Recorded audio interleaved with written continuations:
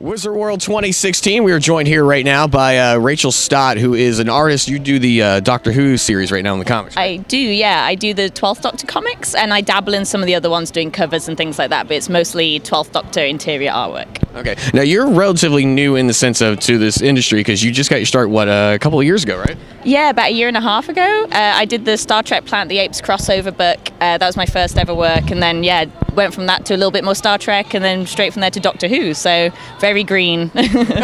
How did you break into the business? It's kind of a long story, but basically I was at London Super Comic Con, and Chris Ryle from IDW saw my portfolio and gave me his card, and then next thing I know he's like, "Can you draw Charlton Heston?" I'm like, "Why?"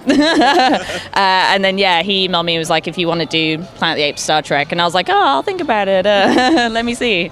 But yeah, I'll just sit back and think about it. Major comic release. Yeah, exactly. Like, play it cool. Yes, please. Lapel shaking. That was going to be my next question. What was your reaction? Obviously, we just got that. But how did you get into the Doctor Who stuff? That was because I'd done a little bit of fan art and things like that on Twitter and Tumblr and like proper fangirlies there. And then, so I was on Star Trek, and one of the Titan editors approached me at a different convention and was like, "Oh, do you want to come into the office and talk to us about something?" And I was like, "All right." So I went in, they were like, "Do you want to do Doctor Who?" And I was like, "Yeah, sure." So, yeah. Been doing it ever since. Now, you said fangirl moment here. Have you met everybody yet from all the doctors? Or? Weirdly enough, it's like, I feel like I've met everyone apart from Peter Capaldi, and it's like it's circling in and in. So yesterday I met David Tennant and Matt Smith very quickly to just get a photo. It was sort of like a gun.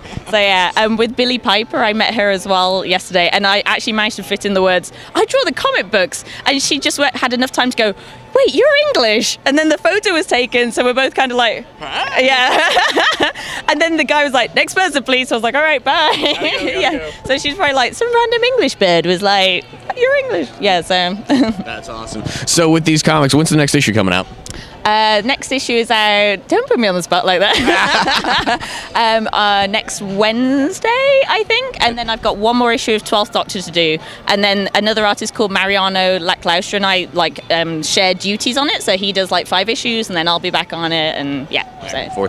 Now, how does it work in the sense of you being an artist doing the comics? You get the script, and they kind of tell you how to do it. Yeah. So the script just looks like a movie script. So it says like, page 1, panel 1. The Doctor says, "Oh my God," and then. It'll say like, and he throws his hands up in the air like that and just goes forward like that, and then draw it out and gotta submit it, and they say, "Okay, we're good with this, touch up that." They don't normally do that. They go, "It's awful, redraw the whole thing, you're fired," and I ignore those emails.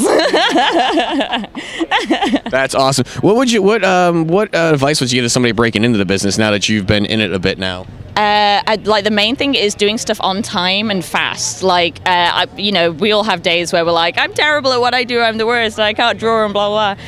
But then I think to myself, "No, but I'm fast, so it's okay." As long as I'm sending stuff in and things like that. So that was how I managed to get the work on Star Trek Planet of the Apes, was because I'd never drawn a full comic book in my entire life or anything like that, but I'd done freelance illustration work. So they were like, "Can you give us any references?" And I gave them all these references of people going, "She can do briefs and she can hit deadlines and blah blah blah," and then that was what got me the job. So yeah. That is so cool. Anything else coming up for you in the next couple months, or are you just sticking with the Doctor Who stuff? Sticking with Doctor Who. I've got some covers and other things like that for the publishers, but I'm not sure what I'm allowed to say, so I'm just like, it's good. It's like nice amount of work coming in, which is always nice. That is always a nice thing. How often have you been doing these cons, or is this a relatively new thing for you as well? Yeah, only being in the business a year and a half. Last year I did London Super Comic Con, and I did New York Comic Con, but I wasn't meant to be there, so I wasn't even on the guest list, and it was just because Amanda Connor, Harley Quinn artist Amanda Connor, she dropped out, and they were like, they knew I was in town, and they were like, "Do you want her table?" And I just went, "Sure." But the downside was all of the paperwork still had her on it, so people were coming up to the table and going, "Oh my God, Amanda, I love you," blah blah. And I was like, "Oh, thank you, I'm so great." So your sign basically had that. It said Amanda Connor, yeah. And I even had Jimmy Palmiotti sat next to me to legitimize how much I was Amanda Connor, because I was just like, "And here's Jimmy Palmiotti." Yeah, that's awesome. I saw on your Twitter account you recently had at least a couple of fan mail things. How is that for you getting the fan mail now? Yeah, because the one on my Twitter was actually from Peter Capaldi, so that was pretty insane. Yeah, wow. He sent me like a little painting that he'd done of the Doctor and wrote me a really nice note. So yeah, that was a bit surreal. Yeah. That is awesome. Rachael Stott, check her out. Where can they find you online? I have the world's most dumb Twitter handle ever because I thought having Rachel at work would be cute, and then I realized it means I have to go Rachel at with an AT work.